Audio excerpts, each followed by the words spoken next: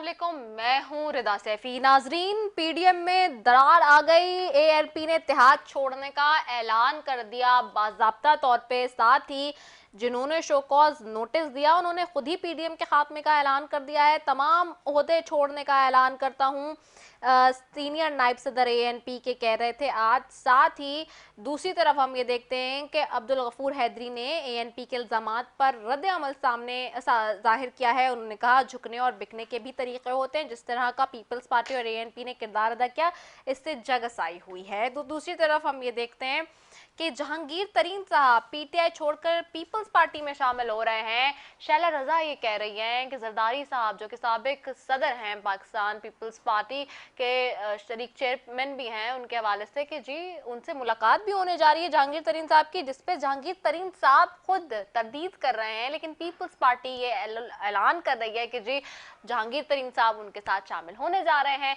सो क्या ये वही मंजरनामा है जिसकी बात काफी दिनों से मुख्तदर हलकों में चल रही है कि जी पाकिस्तान पीपल्स पार्टी की डील हुई है कोई बैकडोर से, कोई मामला तय पाए हैं? और जराए ये बताते हैं कि चेयरमैन पाकिस्तान पीपल्स पार्टी ने ये आज कहा था अपने लीडरशिप के तमाम लोगों को कि जो शो कॉज मिला गया है पीडीएम की तरफ से उसका ठीक ठाक तरीके से जवाब देना है और सख्त तरीन अंदाज में जवाब देना है। तो क्या है, ऐसा है नहीं है? और जहांगीर तरीन साहब अगर पीपल्स पार्टी ज्वाइन करते हैं और फिर उनके पीछे जो लोग जाने की बात हो रही है, जिस तरह से माजी में भी जब वफाक में रही पाकिस्तान पीपल्स पार्टी, तो कितनी सीटों की उसको ज़रूरत है? पंजाब में ये अंदाजे लगाए जा रहे हैं 25-26 अगर लोग शामिल होते हैं तो फिर वफाक और फिर सिंध हुकूमत तो ऑलरेडी पीपल्स पार्टी के पास है, क्या मिल सकता है? साथ ही एक तरफ ये बात हो रही है कि मौलाना फजल रहमान साहब को आगे आइंदा बनने वाली सिचुएशन में जो है वो पेशावर केपी के जो है वो दिया जा सकता है और बलूचिस्तान में उनकी हुकूमत हो सकती है। तो दूसरी तरफ ये बात हो रही है कि हमजा शहबाज को जो है वो पंजाब दिया जा सकता है। तो क्या पीटीआई इस तरह से फारिग होगी, बिल्कुल इस तरह से तब्दीली जो है वो गुल हो जाएगी? और मरियम नवाज साहबा के बारे में कहा जा रहा है कि वो यकीनी तौर पर बाहर चली जाएंगी। सो क्या ये वाकई मंजरनामा बन रहा है? ऐसा ही सब कुछ है जो कि सुन रहे हैं मुख्तलिफ ज़राए जो बता रहे हैं खबरें, या फिर ऐसा कुछ नहीं है? ये आज के शो में डिस्कस करेंगे। साथ ही ये सवाल भी बड़ा आज गौर तलब है कि मियां जावेद लतीफ़ साहब लेकिन ये कहते हैं, जिन्होंने कहा था कि पाकिस्तान खप्पे का नारा नहीं लगाएंगे हम साथ, आज वो ये कह रहे हैं कि पाकिस्तान से जाने का वक्त नहीं है, पाकिस्तान आने का वक्त हो गया है। तो किसके बारे में कह रहे हैं? कौन पाकिस्तान आ रहा है? ये भी एक सवाल है। So will go for all these things. और जी काबीना में तब्दीलियां जो होनी थी, हुकूमत की तरफ थोड़ी सी बात करते हैं चलेंगे, तो सारी ऑपोजिशन की है, चंद दिन के लिए मौखर कर दी गई है। हम वजारतों में तब्दीली का इम्कान है और वो हम आपको बता चुके हैं कि कौन कौन सी वजारत किसको मिलने जा रही थी। ये मैं अपने प्रोग्राम में पहले ऐलान कर चुकी हूँ, लेकिन उसमें मामला है कि जी इस हवाले से ये थोड़ी सी चेंजेस स्टॉप हो गई हैं और अब इस हवाले से बताया जा रहा है कि कुछ दिन बाद ये वजारतें तब्दील हो सकती हैं। सो वेल देखते हैं। जबकि शाहिद खाकान अब्बासी साहब दूसरी तरफ आज ये कहते हैं पीपल्स पार्टी को शो कॉज नोटिस नहीं भेजा, वजाहत मांगे। वजाहत और शो कॉज क्या होता है? एक तो मुझे ये थक गई हूँ मैं कि पीएमएलएन के लोगों को डिक्शनरी में क्या मतलब नहीं समझ में आ रहे हैं कि उस दिन एहसन इकबाल साहब एक निजी शो में कहते हैं कि जी मरियम नवाज साहिबा को उदासी, मायूसी तो नहीं, उनको डिसअपॉइंटमेंट हुई थी। तो डिसअपॉइंटमेंट और मायूसी डिक्शनरी में निकाल के देख लें क्या कहते हैं। तो ये शो कॉज नहीं भेजा, वजाहत मांगी है, तो शो कॉज क्यों दिया जाता है? एक्सप्लेनेशन के लिए दिया जाता है। मेरी सी में जो बात है ऐसे ही होता है। वेल, इस पे हम बात करेंगे। अपने मौजूद पैनल की तरफ बढ़ते हैं जी। सबसे पहले मौजूद है यासीन आज़ाद साहब बैठे हैं। आप फॉर्मर प्रेसिडेंट भी हैं सुप्रीम कोर्ट बार के, साथ ही आप सीनियर रहनुमा मुस्लिम लीग नून के, बेहतर तरीके से आइन और कानून को समझते हैं। उनको खुशामदीद कहती हूँ। बहुत शुक्रिया यासीन आज़ाद साहब फॉर ज्वाइनिंग अस। साथ ही बैठे सेनेटर आजिज धामरा साहब हैं, पाकिस्तान पीपल्स पार्टी से बड़े ही वोकल अहम मेंबर हैं और जब भी बात करते हैं तो सबके सामने ये होता है कि किस तरह से जारहाना अंदाज में जवाब देते हैं, पार्टी का मौक़िफ़ बयान करते हैं बड़े ठीक तरीके से। Thank you so very much senator Aziz Dhamra for joining us. साथ ही हमें ज्वाइन करी हैं उज़मा रियाज जदून साहिबा हैं, एमएनए हैं, मेंबर कौमी असेंबली हैं जी, पाकिस्तान तहरीक इंसाफ की नुमाइंदगी करेंगी। आपको भी खुशामदीद कहती हूँ Uzma. Thank you so very much for joining us. Thank you जी, थैंक यू वेरी मच। सबसे पहले यासीन आज़ाद साहब आपकी तरफ आऊंगी। पीडीएम में दरार हो गई है, एएनपी इत्तेहाद छोड़ने का ऐलान कर चुकी है, अब्दुल गफूर हैदरी साहब का भी रद्द अमल सामने आ गया है। ये शो कॉज दिया गया था, वजाहत मांगी गई थी, शो कॉज नहीं दिया गया था, ये क्या माजरा है? और अगर इसी तरह से चीज़ें चलती हैं तो फिर तो अपोजिशन ने खुद ही अपने पैर पे कुल्हाड़ी मार ली है और नज़र आ रहा है कि वाज़े तौर पे अगर दरारें पड़ चुकी हैं तो फिर तो हुकूमत को अल्टीमेटली इसका प्लस पॉइंट जाएगा। देखिए, सबसे पहली बात यह है कि मैंने अपनी लाइफ में ये फर्स्ट टाइम ये देखा था कि पाकिस्तान की तमाम सियासी जमातें एक जमात को छोड़ के सब की सब एक प्लेटफॉर्म पे जमा हुई। उम्मीद मेरी ये थी कि ये जमातों में यूनिटी होगी, अपने आप की यूनिटी को मेंटेन करेंगे। क्योंकि मेरा शुरू से जो कंसेप्ट है वो ये है कि हमारी सियासी जमातों का जब तक बड़े लोगों से जो छुटकारा हासिल नहीं होगा, कोई भी सियासी जमात अगर आती है तो हुकूमत तो उसको मिलेगी, इक़्तिदार नहीं मिलेगा। आज दिन तक मेरे नुक्ता नज़र के मुताबिक जितने लोगों को हुकूमत मिली, पॉलिटिकल लोगों को, उनको हुकूमत तो मिली है, इक़्तिदार नहीं मिला। यही बात मैं मौजूदा हुकूमत के मतलब भी ये कहता हूँ। मैंने अपनी ज़िंदगी में पहली दफ़ा देखा था कि पीडीएम की जमातों का एक प्लेटफॉर्म पे आने के बाद वही बड़े लोग जिन्होंने कभी इस बात को तस्लीम नहीं किया, मैंने ये उनको ये कहते हुए सुना कि हम एग्जेक्टिव के एक ज़ैली इदारा हैं। ये मैंने उनके ज़बान से कभी नहीं सुना था। ये वो यूनिटी थी जो हमारी पॉलिटिकल पार्टीज़ के दरमियान थी और उसकी वजह से उन लोगों को बैक फुटिंग पे जाना पड़ा। आज मेरे नज़दीक जो पीडीएम का इत्तेहाद टूट फूट की तरफ जा रहा है, वो मैं ये समझता हूँ कि जो मेरा ज़हनी कंसेप्ट था कि इनकी यूनिटी की वजह से उन लोगों का शायद उनको बैक फुटिंग पे ये ले जाएं, इस नाइतफाकी की वजह से एक दफ़ा फिर उनको आपने ये सुनहरी मौका दे दिया कि फिर वो मजबूती के साथ एक मजबूत विकेट के ऊपर खेलें और वह खेलेंगे। अब इसमें कान लोग इन्वॉल्व में, कान नहीं, मैं इस डिस्कशन में नहीं आता। अच्छा। मैं तो ये समझता हूँ कि जो पॉलिटिकल पार्टीज़ थी, अगर इनके दरमियान कोई डिफरेंसेस थे भी तो बेहतर ये था कि पीडीएम के इजलास में बैठकर आपस में इख्तलाफात को तय करते, ताकि पॉलिटिकली पाकिस्तान के जो 22 करोड़ अवाम इन लोगों से उम्मीद लगा के बैठे थे, शायद वो ये समझते कि भाई ये हमारे काज की जंग लड़ रहे हैं, अपने काज की जंग नहीं लड़ रहे। तो मेरा अपना पॉइंट ऑफ व्यू ये है, क्योंकि मैं पॉलिटिकल पार्टी से हटकर भी ये बात करता हूँ कि जब तक आप उन लोगों से निजात हासिल नहीं करेंगे वन पॉइंट एजेंडे पर, कोई भी पॉलिटिकल पार्टीज वो उनके हाथों में खेलती रहेगी और अल्टीमेट रिज़ल्ट जो निकलेगा पाकिस्तान के 22 करोड़ आवाम जो है उसको भुगतेंगे। अब जिस तरह कि मैंने ये कहा कि ये डिफरेंसेस ऐसे थे जिनको पीडीएम के इजलास में बैठकर हमारी सियासी जमातें बड़े फेम और फरासत से मामला को तय कर सकती थी, मेरे नज़दीक किया जाना चाहिए था। अब ये जो सूरत हाल इस वक्त बन रही है, आने वाला वक्त साबित करेगा कि क्या फ़ायदा मिल रहा है इस कौम को। कौम बेचारी तो वैसे ही पिट रही है। कौन सी पॉलिटिकल पार्टी को फ़ायदा मिल रहा है, कौन सी पार्टी को नुकसान हो रहा है। लेकिन मैं ये समझता हूँ कि जो मेरा अपना ज़ाती ज़मीर कहता है कि उन लोगों से फ़ाइट करने के लिए यूनिटी का होना ज़रूरी था। हमारी इस नाइतफाकी की वजह से अब फिर एक दफ़ा लोग, हमारी पॉलिटिकल पार्टीज़ उन्हीं के हाथों में खेलेंगे और जब खेलेंगे तो उसका नुकसान एक ऐसा होगा जो मैं समझता हूँ कि पाकिस्तान के 22 करोड़ आवाम के लिए बहुत बड़ी बात होगी। अच्छा यासीन साहब, आप समझते हैं शो कॉज देने वालों की कोई हैसियत नहीं? कमर जमान कायरा साहब भी कहते हैं पीडीएम की कोई हैसियत है वैसे कानूनी आएगी? देखें पीडीएम का देखें, घर में 4 भाई भी हैं ना, तो बाद मामलात में उनके इख्तलाफात होते हैं और पीडीएम की मुख्तलिफ जमातों के दौरान अगर पॉलिटिकल डिफरेंसेस हैं भी तो तरीक़ाकार मेरे नज़दीक ये है कि मेजॉरिटी जो बैठती है बैठ के फैसला करते हैं और मामलात को आगे ले चलते हैं। लेकिन जब नाइतफाकी की तरफ आप चले जाएंगे तो उसका फ़ायदा फिर वही लोग लेंगे जिनकी तरफ मैं बार बार इशारा कर रहा हूँ। अच्छा ठीक है। और अगर उस इशारे की तरफ जाएंगे, देखें इस वक्त जो मौजूदा हुकूमत है, आप क्या समझते हैं कि उसके पास कोई इक़्तिदार है? मेरे नज़दीक इक़्तिदार नहीं है। वो तो तमाम पॉलिटिकल पार्टियों का नारा ही था कि सिलेक्टेड गवर्नमेंट है, जो लेके आए हैं वो भी पछता रहे हैं।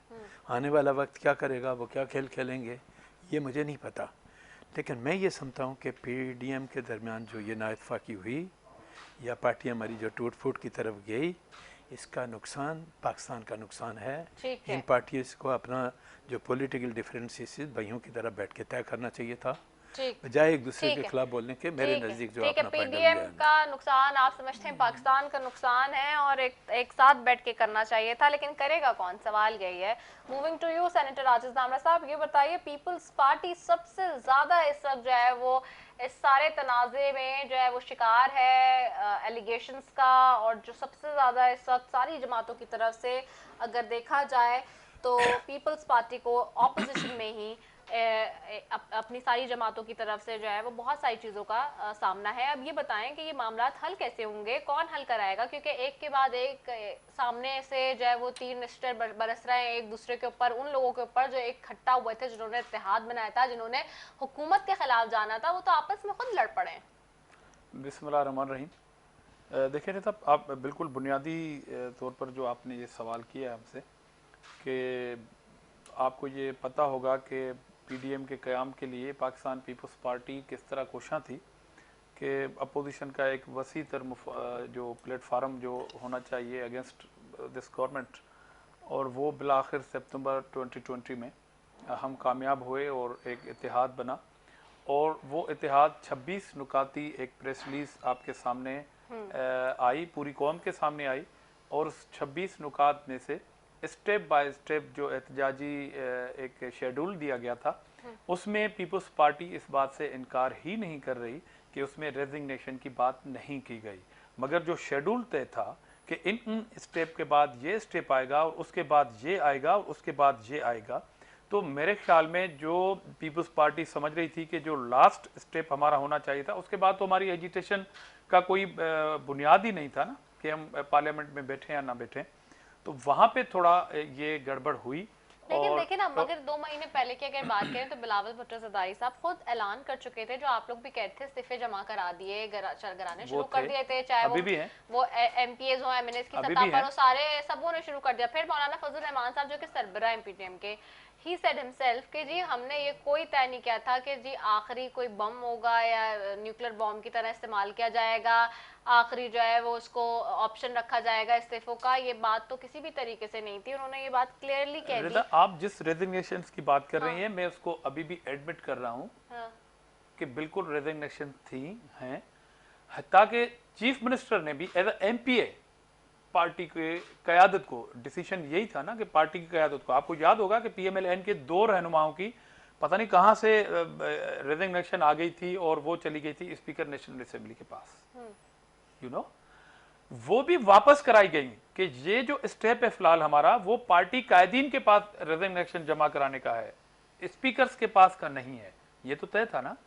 ये 2 जो एमएनए साहिबान, एक अब्बासी साहब हैं जो साबिक डिप्टी स्पीकर रहे हैं, एक किसी दूसरे की थी, पीएमएलएन की थी, वो वापस उन्होंने कराई कि हमारी ये कहीं से सोशल मीडिया से प्रिंट करके किसी ने निकाल के स्पीकर ऑफिस को भेज दी, क्योंकि ये डिसाइड ही नहीं था पीडीएम का। नहीं तो सवाल यही था जो हम भी सवाल कर रहे थे उसी वक्त, यही चीज कि देखे आप लोगों ने जो अल्टीमेटली, चूंकि देखे ना, राइट तो ये सवाब दी तो स्पीकर का है ना कि वो एक्सेप्ट करे या रिजेक्ट करे, मतलब ये तो उसके हाथ में होता है ना। अगर रिजाइन देना है तो आपको तो जाके आपका ये प्रोग्राम बहुत देखा जाता है, ठीक है, मैं आपके प्रोग्राम में ऑन एयर ये कह रहा हूं कि वो रेजिग्नेशन जिसकी आप बात कहते हैं कि अखलाकी तौर पर जब हमें हाउस खाली करना है तो स्पीकर के पास जानी चाहिए, चाहे वो नेशनल असेंबली हो या प्रोग्रेटिव उनका है ना, ठीक है, मगर पीडीएम का ये फैसला था कि पार्टी कायदीन के पास ये रेजिग्नेशन आएंगी और उसके बाद जब ये डिसाइड होगा कि हमें अब पार्लियामेंट में नहीं रहना, तो पार्टी कायदीन अपने अपने अराकीन को ये अलाउ करेगी कि आप ये रेजिग्नेशन लेके स्पीकर ऑफिस पहुंच जाएं। तो ये सारे मामला जब तय हो रहे थे और नेशनल असेंबली की पोलिंग भी 3 मार्च को आपने जीती और एक बड़ा अपोजिशन के कारकुनों में एक जोश और जज्बा हुआ। इससे पहले जो जलसे हुए आपने देखा कि मुझे तमाम पॉलिटिकल पार्टीज के लिए एहतराम है, मगर पीपल्स पार्टी की मेजबानी में जितने भी जलसे हुए उसमें अवाम की जितनी भी शिरकत रही और पीडीएम की क़यादत उसमें आती रही, मगर जो 16 मार्च को इजलास था उसमें अचानक ये बात सामने आई। उससे पहले ये तय नहीं था कि ये हमारी एजेंडा का हिस्सा है कि आप ये फैसला करके आए, चाहे अपनी कोई पार्टी अपनी सीसी से पूछ के आए या ना आए, मगर इस इजलास में ये चीज तय होगी। वहां पर जब अचानक ये बात सामने आई तो पीपल्स पार्टी ने कहा कि हम अपनी सीसी कॉल करेंगे, वो बहुत बड़ा फोरम है हमारा और तमाम फैसले हमारे उस फोरम पे होते हैं, उससे हम डिस्कस करके और ये चीज आपको बताएंगे। मगर बावजूद इसके कि आप उनको टाइम भी देना चाह रहे थे और आपने आके मीडिया के सामने, जो प्रेसिडेंट है पीडीएम के, वो सिर्फ ये ऐलान करके और सवाल जवाब नहीं लिए मीडिया के, और जो लॉन्ग मार्च है वो कैंसिल हुआ। मैं आज भी कह रहा हूं कि पीडीएम की तमाम जमायतों के अंदर पीपुल्स पार्टी वाहिद जमात थी जिसने लॉन्ग मार्च के लिए भरपूर तैयारियां की थी। मैं साथ था निसार अहमद खोड़ो साहब के साथ, हमने डिस्ट्रिक्ट वाइज दौरे किए, ट्रांसपोर्ट अरेंज की, और ये काफिला जहां जहां रुकना था वहां के इंतजामात हमने सारी सिंध में कर लिए थे। अचानक ये बात सामने आई, उस दिन हमारा लाड़काना डिवीजन का इजलास था। आप लोग कह रहे हैं कि आप लोग को एतमाद में नहीं लिया था लॉन्ग मार्च पोस्टपोन करने का, इख्तलाफी इसी बात पे ना कि हम रिजाइन देने से डिनाई नहीं करते, मगर हमने कहा कि जो शेड्यूल है और आपको जो शेड्यूल तब्दील करना है तो तमाम पार्टियों को एतमाद में लेके करना है ना। और अभी हमें कहा जा रहा है कि एक जमात, अभी कहा जा रहा है कि एक जमात जो है वो अलग है, बाकी सब जमातें साथ हैं। एएनपी की आज आपने पोजीशन देख ली ना, कि उन्होंने खुद से अलग होने का ये सारा फैसला किया, इसलिए कि वो मायूस थी। अच्छा, हमारे ऊपर ये सवाल आपने जो अभी सवाल किया कि पीपुल्स पार्टी से सबसे ज्यादा सवाल इसलिए हो रहे हैं कि अभी पीपुल्स पार्टी ने जवाब देना शुरू नहीं किए। जब पीपुल्स पार्टी सिर्फ सवालात उठा रही है, ले रही है। चेयरमैन बिलावल भुट्टो जरदारी साहब ने हतमुल इम्कान कोशिश की है कि ये इत्तेहाद बरकरार हो। हमारे अगर लोगों ने बोलना शुरू किया, हो सकता है कि उनकी बॉडी लैंग्वेज जरा टफ हो, तल्ख हो, इसलिए इत्तेहाद को ना नुकसान पहुंचे, तो उन्होंने ये मशवरा दिया कि आप जो है वो ठंडा पानी पिए।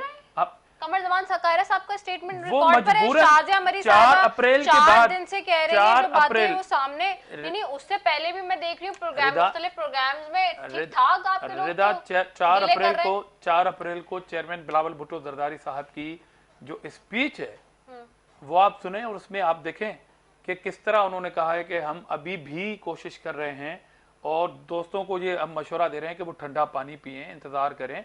और जैसा अभी यासीन साहब ने बड़ी अच्छी गुफ्तगू की कि ये सारे मामला जो हैं वो पीडीएम के प्लेटफार्म पे होने चाहिए, और इत्तेहाद शोकास कैसे देगा, जनरल सेक्रेटरी शोकास जो है वो दे रहा है, हालांकि उसकी सदारत जो है आपको या प्रेसिडेंट को करनी है या सीनियर वाइस प्रेसिडेंट को करनी है। तमाम ऑर्गेनाइजेशन में होता है, अगर सीनियर नायब सदर आपका अवेलेबल नहीं है तो प्रेसिडेंट किसको भी नॉमिनेट करें कि आप इस इजलास की सदारत करें। तो ये अजीब सा माहौल हो गया है, मगर बहसियत सियासी कारकुन मेरी भी ख्वाहिश है कि पीडीएम बरकरार रहे। अच्छा, पीडीएम बरकरार भी रहे और इख्तिलाफात भी हैं, चले तो होते रहते हैं। मैं नहीं इस पे, लेकिन अभी बहुत सारी चीजें इस पे मैं आपसे सवाल करूंगी, लेकिन before coming to you back मैं जरा उस्मा रियाज जदून साहिबा की तरफ भी चली जाऊं, क्योंकि मसला यही नहीं है सिर्फ आपका, मामला तो यहाँ तक पहुंच गए ना। वो जहांगीर तरीन साहब की जो बात है मैं उसके ऊपर अभी बात करती हूँ, और साथ ही जो इत्तेहाद की बात हो रही है कि जी पीपल्स पार्टी का और पीटीआई का इत्तेहाद बन रहा है, ये भी एक बहुत बड़ा जो है वो सामने आ रहा है मामला, इस पे भी मैं बात करूँ, फिर उसके बाद आई कम टू यू बैक। उस्मा रियाज जदून साहिबा, आपको आवाज आ रही है मेरी? जी बिल्कुल आपकी आवाज आ रही है। उस्मा रियाज जदून साहिबा, सबसे पहले तो ये बताइए कि जहांगीर तरीन साहब जो हैं वो चूंकि इस वजह से कि उनके खिलाफ अब सख्त एक्शन लिया जा रहा है, वजीर आजम इमरान खान साहब ने जिस तरह की बातें की, शेख रशीद साहब ने जो जहाज अब वो पानी के बना दिए उनके जहाज, और सारी बातें करके अपने खिलाफ उनके आपके लोग बात कर रहे हैं उनके, तो ये जो जहांगीर तरीन साहब के हवाले से आज की खबर है जो कि पीपल्स पार्टी क्लेम कर रही है, शाला रजा साहिबा का स्टेटमेंट ऑन बोर्ड है कि जी next week he is going to meet with the president Asif Ali Zardari साहब and he is going to join as well the party. So अगर वो जाते हैं तो आपकी तो बड़ी सारी चीजें डैमेजिंग पोजीशन पे नहीं आ जाएंगी, क्योंकि बहुत सारी सीटें, बहुत सारे लोग, पंजाब का पूरा वो जनूबी पंजाब का मामला देख ले तो वो सब तो फिर इधर मूव ऑन हो जाएगा, और फिर नए इत्तेहाद की भी बात हो रही है कि आपका और पीपल्स पार्टी का इत्तेहाद हो जाएगा। पीपल्स पार्टी तो वो पार्टी थी अकॉर्डिंग टू आपकी कि जी वो करप्शन, करप्ट, ये वो, अब ये नया इत्तेहाद कैसे कायम होगा? देखिए जी, सॉरी, आपको ऐसा पता है कि मेरी कुछ तबीयत ठीक नहीं है और मेरा गला बहुत खराब हुआ, तो थोड़ा जरा मुझे बोलने में मसला होगा, लेकिन फिर जरा कोशिश कीजिएगा कि मेरी आवाज भी आपको जी सही आ रही है, बिल्कुल सही आ रही है, आप बात करें जी बात करें। अच्छा देखिए, सबसे बड़ी बात जो खान साहब की है और जिसके ऊपर खान साहब शुरू दिन से जो उनका मौकफ था वो यही था, जीरो टॉलरेंस टुवर्ड्स करप्शन।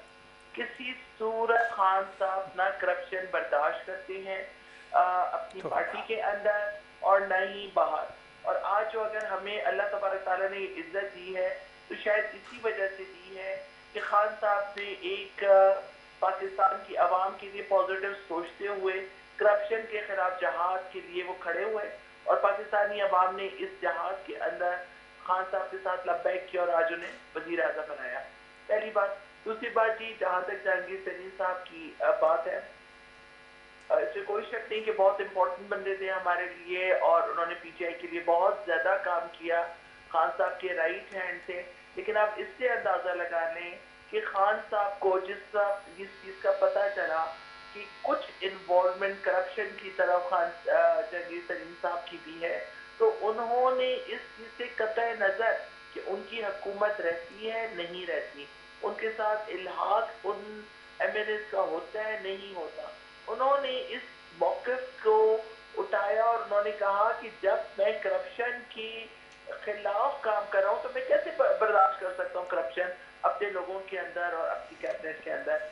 ये देखें, ये इस चीज़ पे आप खान साहब को अप्रिशिएट करें और आप देखें कि वो बंदा करप्शन के लिए ज़ीरो टॉलरेंस करता है। जहाँ तक जहांगीर तरीन साहब की बात है जी, वो अपने जो भी मामलात हैं उसमें खुद मुख्तार भी हैं और वो अपने मामलात को डील कर सकते हैं और उनकी इस चीज में रहे आप उन्हीं से लीजिए। बाकी ये है तो ये बहुत ज्यादा गैर फितरी इत्तेहाद रखता है और मुझे हैरत होती थी कि जिस वक्त ये बात करते थे कि पीडीएम तमाम जमातें मुत्तहद होंगी तो मुझे खान साहब के वही अल्फाज याद आते थे कि जब हम इनके खिलाफ एक्शन भरपूर तरीके से करेंगे कि जो इन्होंने जिस तरीके से मुल्क का पैसा बाहर शिफ्ट किया, जब हम इस पे करेंगे तो ये सब मुत्तहद हो जाएंगे। देखिए, मुत्तहद होना ठीक है, उनके होंगे आपस में बहुत सी चीजें इस तरह की हैं जिन मुश्तरका मफादात है जिसके लिए इन्होंने एक दूसरे को सपोर्ट भी करना है और एक दूसरे के लिए काम भी करना है। लेकिन बात यह आ जाती है कि आप मुझे ये बताएं पीडीएम के लीडर कौन है। पीडीएम के अंदर तमाम लीडर हैं और इन लीडर्स को अभी तक अपना लीडर चुनने में मसला आ रहा है कि कौन लीड करेगा पीडीएम को। जरदारी साहब लीड करेंगे, मरियम साहिबा लीड करेंगी या मौलाना फजल रहमान साहब लीड करेंगे। इसी तरह से बाकी और पार्टीज भी हैं, उनके भी बहुत से मेंबर्स हैं। लेकिन पीडीएम को छोड़े ना, पीडीएम तो वैसे भी एक सियासी इत्तेहाद है, कोई जमात तो है नहीं कि वो अपना कोई सरबराह उसमें चुने। लेकिन सवाल ये है, अभी आप जो बात फरमा रही हैं वो ठीक है कि खान साहब को इस बात का क्रेडिट देने के हवाले से करप्शन और सारे मामला, लेकिन एक सवाल जो कि हम बार बार पूछ रहे हैं, अभी फिर मैंने सवाल भी आपसे पूछा कि क्या पीटीआई और पीपल्स पार्टी का इत्तेहाद होने जा रहा है आगे जो ये मंजरनामा इस वक्त पेश हो रहा है, और अगर जहांगीर तरीन साहब वहाँ चले जाते हैं तो क्या खान साहब कोई फॉर्म करेंगे कमेटी और अब इस तरह के मामलात, या कोई दोस्तों को कहेंगे कि जी उनको मना लें और वो जाए नहीं पीपल्स पार्टी में? क्योंकि इत्तलात कुछ ऐसी में है कि हमेशा खान साहब तो टास्क देते थे माजी में जहांगीर तरीन साहब को, परवेज खटक साहब को, जब भी कोई इस तरह के मामलात होते थे। परवेज खटक साहब कोरोना में इस तक बीमार पड़े, अल्लाह ताला उनको जल्द सेहत याब करे। इधर जहांगीर तरीन साहब पर तोलने की बातें कर रहे हैं, जहांगीर तरीन साहब ही नहीं और भी बहुत सारे ऐसे लोग हैं जो इत्तलात हैं कि जी वो जाने की बातें हो रही हैं। सो क्या किस तरह से अब इस मामले को टैकल अप किया जाएगा? देखिए जी, इस वक्त जो हमारी सबसे बड़ी कामयाबी है वो ये कामयाबी है कि जो पीडीएम सारी मुत्तहद होकर पीटीआई के खिलाफ काम करने के लिए खड़ी हुई और उन्होंने मुख्तलिफ तरीके से गवर्नमेंट को प्रेशराइज करने की कोशिश की और अपनी बात मनवाने की कोशिश की, चाहे वो एनआरओ से मुतालिक हो, चाहे उनके करप्शन केसेस से मुतालिक हो, या उनको कहते हैं ना कि ईसीएल लिस्ट से निकलवाने के मुतालिक हो, जो भी चीज हो उसमें ये सारे मुत्तहद हुए। उन्होंने पीटीआई को बड़ी कोशिश की कि जी इसको प्रेशराइज किया जा सके। तो अल्हम्दुलिल्लाह खान साहब देख रहे हैं आपकी पीटीआई को, गवर्नमेंट को, ये किसी तरह से भी प्रेशराइज करने में कामयाब नहीं हुए, बल्कि ये खुद टूट फूट का शिकार हो गए। इन लोगों के अंदर अपना कोई विजन नहीं है, इन लोगों के अंदर इन लोगों ने अपना एक मंशूर नहीं बनाया हुआ कि उन्होंने क्या करना है, कैसे करना है, किस तरह से लेकर करना है। जहां तक जरदारी साहब की बात है, लेकिन जी वो सियासी बंदा है, इसमें कोई शक नहीं, बेहतरीन और कामयाब सियासतदान आप उनको कह सकते हैं।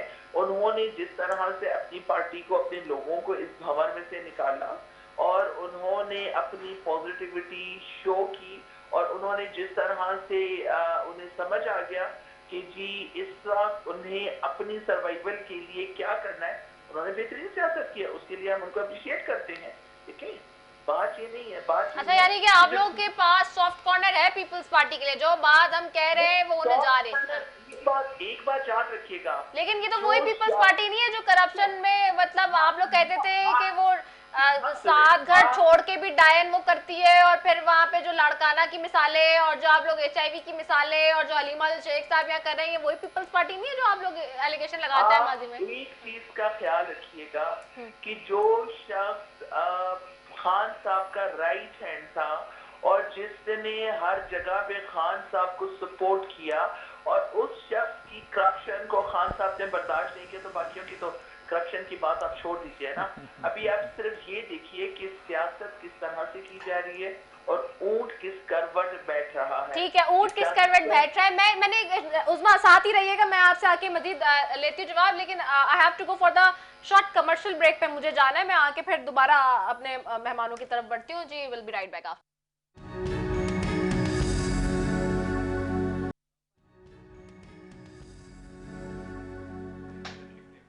वेलकम बैक नाजरीन, और ब्रेक पे जाने से पहले जी बात हो रही थी, मैं बढ़ूंगी यासीन आज़ाद साहब की तरफ। यासीन आज़ाद साहब, ये बता दें कि ये पीपल्स पार्टी ये भी कह रही है कि जी शाहिद खाकान अब्बासी साहब और एहसन इकबाल साहब PDM को नुकसान पहुंचा रहे हैं, सो ये नून लीग ने हुकूमत की मदद की है। JUI का PTI के साथ सिंध में इत्तेहाद पर कब शो कॉल जारी होगा, नून लीग ने लॉन्ग मार्च नाकाम बनाकर इस्टेब्लिशमेंट और PTI की मदद की है, आज ये पीपल्स पार्टी ये भी कह रही है। सो क्या ऐसा है, और ख़ासतौर पे PMLN क्यों इस तरह से जो है वो समझती है कि सिर्फ Peoples Party is going to be the blame for it? मैं आपके सवाल का जवाब देने से पहले जो हमारी PTI की खातून मेंबर हैं, उन्होंने कहा कि जी ये अलायंस जो है ये इस तरह का है, तो PTI वाले दोस्त भूल गए कि ताहिरुल कादरी का और PTI का जो अलायंस था वो कौन सा नेचुरल था।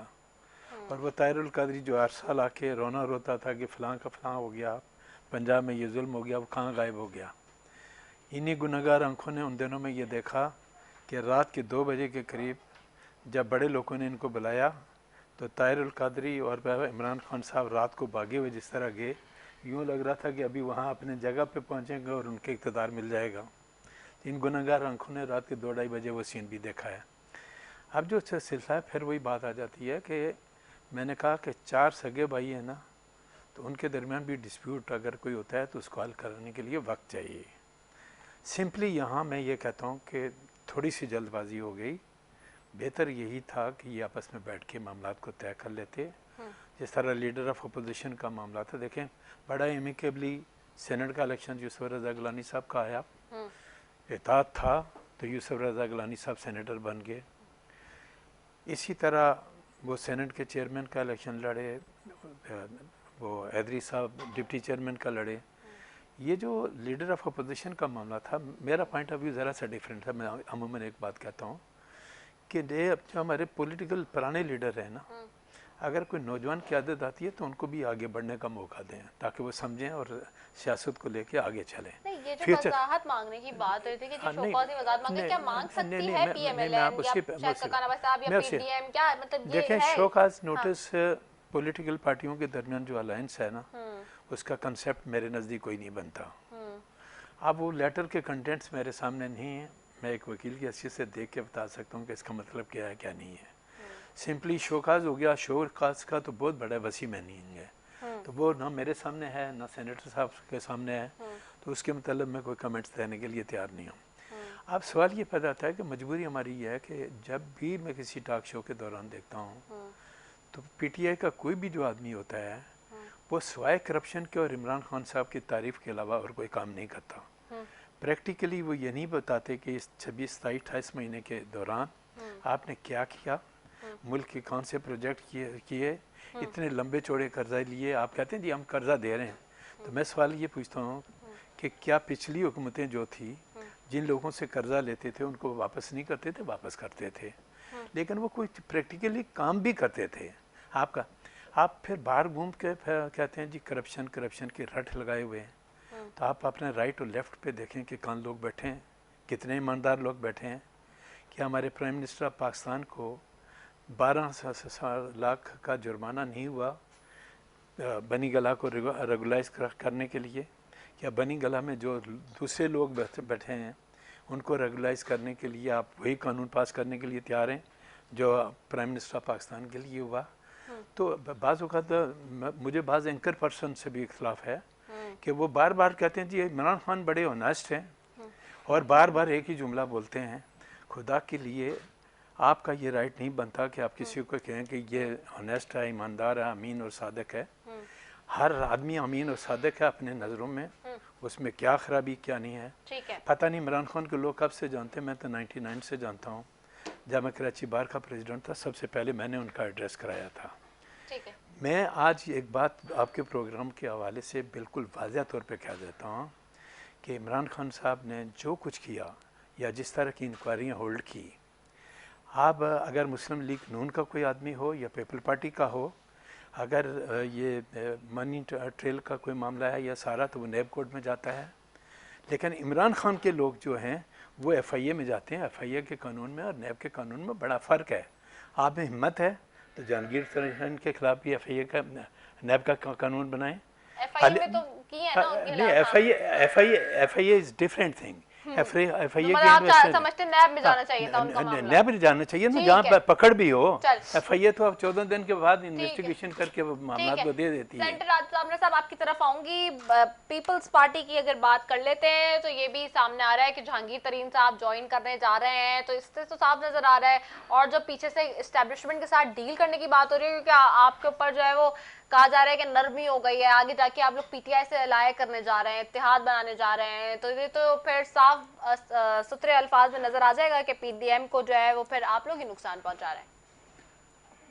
देखें रज़ा, पहली बात तो ये है कि मैं अपनी ज़ात के हवाले से हद तक ये कंफर्म नहीं कर सकता कि तरीन साहब की कोई शेड्यूल मुलाकात है या नहीं है। उन्होंने खुद भी जी उनके पास अगर सोर्सेस थे तो उन्होंने बता दिए। हाँ। मगर ऑफिशियल कोई स्टेटमेंट नहीं है। और उन्होंने, आप कह रही हैं कि उन्होंने खुद भी इस बात की तरदीद कही है तरीन साहब ने।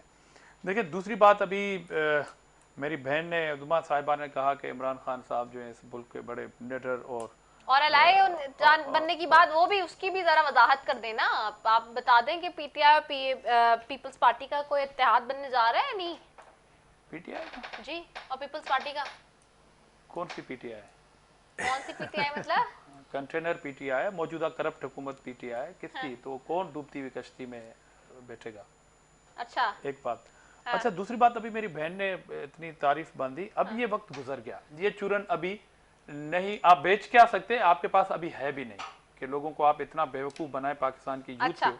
मिसाल के तौर पर आपने खुद फाइनेंस मिनिस्टर चेंज किए 30 महीने की गवर्नमेंट में, और हर जो आपके वजीर खजाना थे उसको तब्दील करने से पहले आप उनके ऊपर चार्जेस करते हैं, आप इल्ज़ाम लगाते हैं कि इन्होंने ये परफॉर्मेंस सही नहीं की। तो जब परफॉर्मेंस सही आपके वजीर खजाना ने नहीं की तो प्राइम मिनिस्टर क्या कर रहे हैं? उसी अम्ब्रेला के नीचे आपकी हुकूमत चल रही है। तो उस शख्स को आप ये कहते हैं कि वो बड़ा ईमानदार है और सो कॉल्ड जो है वो क्रेडिबल है। मिसाल के तौर पर आप कहते हैं कि वो 0 टॉलरेंस करते हैं और वो करप्शन के खिलाफ जिहाद करते हैं। मैं कहता हूं कि करप्शन के खिलाफ जिहाद भी करते हैं, करप्शन के जहाज में चढ़े हुए हैं इमरान खान। उनकी हुकूमत के तमाम महकमे मवासलात के अंदर करप्शन है।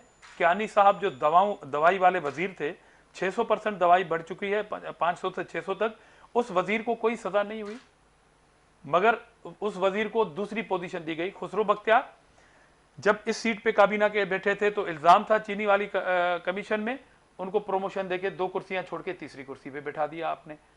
कियानी के बाद खुसरो बख्तियार हैं आपके पास। नदीम बाबर का भी क्या हुआ, किसने अपॉइंट किया था, कौन से हल्के से वो इलेक्शन जीते थे, पाकिस्तान के कितने लोगों ने इसको मैंडेट दिया था इस पोस्ट पे बैठने के लिए। और अभी आप कह रहे हैं कि आपने कौम को टीका लगाया और हथकड़ियां लगेंगी। तो हथकड़ियां तो करप्शन के जहाज की पायलट को लगनी चाहिए कि उन्होंने ये डिसीजंस लिए थे ना कि टेक्नोक्रेट के थ्रू बाहर के लोग आएंगे और उनके थ्रू और हफीज शेख आएंगे। उस बेचारे की भी क्या आपने इज्जत कर दी कि आप कह रहे हैं कि आपने ये गलत काम कर दिया। अभी क्या हुआ, वो जो वजीर खजाना लगाया उसको खुद ही तिजारत के एक्टिंग इंचार्ज मिनिस्टर के तौर पर जिस वजीर ने उसको अलाउ किया कि आप इंडिया के साथ जो है वो तिजारत करें, इत्तेफाक से उस इंचार्ज वजीर का नाम है इमरान अहमद न्याजी। मतलब आप खुद उसको अलाउ कर रहे हैं और काबीना में मुकर जाते हैं।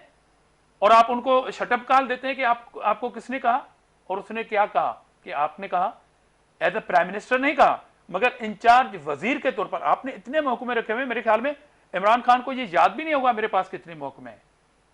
तो ऐसे शख्स को आप कह रहे हैं कि दयानतदार है, बड़ा लीडर है, वो मेरे ख्याल में जो मवासलात जो बड़ा करीब वजीर है इनका, उसमें करप्शन की बातें हैं, और बातों सबको छोड़ दें कि हो सकता है कि मैं मुखालिफ हूं, इल्जाम लगाऊं। करप्शन के खान साहब बड़े खिलाफ हैं।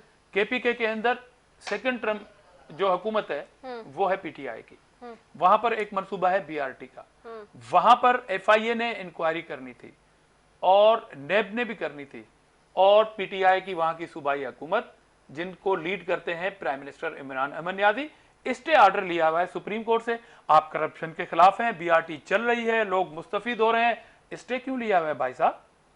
स्टे को तो जरा वापस करवा दें। और चीनी कमीशन में जिस रिटायर्ड एफआईए के डायरेक्टर बाजवा साहब ने कहा कि 400 अरब रुपए का टीका लगा है इस कौम को, और उसकी गुनाह यह थी कि उसने कहा कि वो लोग किसी जेल के बजाय काबीना में बैठे हुए हैं, और उसकी क्या हालत की। और जो साबिक डीजी एफआईए मेमन साहब थे, बशीर मेमन, उसको क्या क्या फरमाइशें की गई, उन्होंने नहीं मानी। पाकिस्तान के अंदर इसके अलावा कोई ऐसा मुझे अफसर बताएं आप रिदा कि वो अहम पोजीशन पे हो और रिटायरमेंट के 15 दिन पहले वो रिजाइन देके चले जाए और उनकी आप पेंशन रोक दें। मतलब ऐसे शख्स के लिए अगर आप इस तरह के चैनल पे बैठ के कहेंगे कि वो बड़े दयानतदार हैं और जिहाद कर रहे हैं, तो जिहाद नहीं, करप्शन के जहाज में बैठे हुए हैं। बहुत सारी बातें, आपका ये प्रोग्राम महदूद है। ठीक है, करप्शन के जहाज में जी वजीर आजम साहब आजिज दामरा साहब कह रहे हैं कि बीआरटी पे स्टे क्यों लिया हुआ है, और आखिरी बात जो तरीन साहब की बात की ना मैडम ने, कि देखें जी इमरान खान ने बड़ा ये छक्का मार दिया कि तरीन को भी नहीं छोड़ा। आज आप ये एडमिट कर रही है ना कि तरीन करप्ट है, और वो जो सब्सिडी दी गई थी 3 अरब रुपए की, वो किस चीफ मिनिस्टर ने दी और उसका ताल्लुक किस पार्टी से है और कौन से सूबे से है, उसको क्या कहा आपने? उस्मा जी रिस्पॉन्ड क्या करेंगे आप? जी जी जी बिल्कुल जी। उस्मा आपको आवाज आ रही है? जी आवाज आ रही है? जी जी जी। बड़ी जबरदस्त उनकी तकरीर आई है मेरे सेनेटर साहब आजिज दामरा साहब की, मैं इनको बड़ा अप्रिशिएट करती हूँ। लेकिन बड़ी अच्छी आप बातें कर रहे हैं। कभी आपने सोचा कि आप लीडर कितना ऑनेस्ट है? आप इमरान खान के ऊपर कोई अपने असासे बनाए हैं, या वो बंदा अपने लिए अपनी फैमिली के लिए काम कर रहा है? आप लोग तो बहुत अच्छे हैं, आप लोग तो बड़े चले जी हमारे जहांगीर तरीन साहब करप्ट निकल आए। आप अपने लीडर के बारे में क्या कहेंगे? उसके इतने असासे कहाँ से बने? कैसे उसने सब कुछ बनाया? हमें तो फिर हिम्मत है कि कम से कम अपने जो हमारे लोग अगर इस चीज में इन्वॉल्व है तो हम उन्हें निकालें। उनको अगर हम निकालते हैं और आप लोग उनको पकड़ते हैं, क्यों? है ना, अभी रूमर तो कह रही है कि जी जहांगीर तरीन साहब जी पीपल्स पार्टी में शामिल हो रहे हैं। अगर पीपल्स पार्टी इतनी नेक है, इतनी अच्छी है, तो ना लेना, डिनाई करें इस बात को। दूसरी बात ये आ जाती है, बीआरटी का मामला है, एक बीआरटी को लेकर आप लोग बैठते हैं, उसके ऊपर भी अगर स्टे लिया है तो कानूनी तौर पे लिया हुआ होगा उन लोगों ने, वो कानून से बाहर तक कुछ ही नहीं है, बीआरटी चल पड़ी। आप लोग जो कुछ कर रहे हैं कानून के साथ, आप लोगों ने कभी देखा क्या हो रहा है क्या नहीं हो रहा है? हमारी हुकूमत ने तो नवाज शरीफ को बाहर जाने नहीं दिया था, कि जाने दिया तो अदालतों ने बाहर जाने दिया, हमने तो उनको नहीं किया। आप लोगों ने तो 70 साल के अंदर इस किस्म की सारी सिचुएशन बनाई हुई है कि कोई साफ आदमी अच्छा आदमी तो इधर परफॉर्म ही नहीं कर सकता। आप लोगों ने तो ग्रास रूट लेवल तक ऐसी लोगों को बिठा के रखा हुआ है कि जो परफॉर्मेंस करने वाला मेरा तो एक सवाल है उस्मा, बीआरटी चल पड़ी, एक सवाल है मेरा, आप लोग क्या पीपल्स पार्टी से इत्तेहाद बना रही है पीटीआई? देखिए जी, पीपल्स पार्टी के साथ इत्तेहाद हमारा कोई अभी नहीं बन रहा, समझ में आया? आप लोग सिर्फ एक आप वो कर लें कि जी ये हो जाएगा, ये इस तरह से हो जाएगा, ये तो वो देखें, पीपल्स पार्टी अपने आप को सिक्योर करने के लिए बहुत ज्यादा ट्रस्टेड है पीटीआई में। कहते हैं अच्छा। वो पीटीआई जिसके लिए जरदारी मिलते कर रहे शामिल होने के लिए, वो पीटीआई जिसने आप लोगों को सब करप्ट अनासिर को इकट्ठा करके रख दिया है, वो पीटीआई जिसमें अब जरदारी ने देखा कि जी मेरे सर्वाइवल के चांसेस मुश्किल हैं, तो मैं एस्टेब्लिशमेंट के साथ बातचीत करूं। मैं वो उस पीटीआई की मैं मेंबर नेशनल असेंबली हूं, सेनेटर साहब, अगर आप लोगों को थोड़ा सा अगर देखे पीछे मुड़ के, तो आप लोगों को बहुत अच्छी तरह से पता है कि ऐसे नहीं पीटीएम बनी, ये पीटीआई है जिसने पीटीएम बनाई, और पीटीएम के भी आप हालत देखें कि क्या हो गई। अच्छा, समझ में आया आपको? ठीक है, आपको ठीक है, कौन सी पीटीआई? ठीक है। पीटीआई जिसको लीड करने वाले इमरान खान इंतहाई ऑनेस्ट और इंतहाई दीनदार बंदा है। ठीक है। अच्छा, बस आदित्य मुझे बता दें, इत्तेहाद बन रहा है नहीं? हाँ ना में जवाब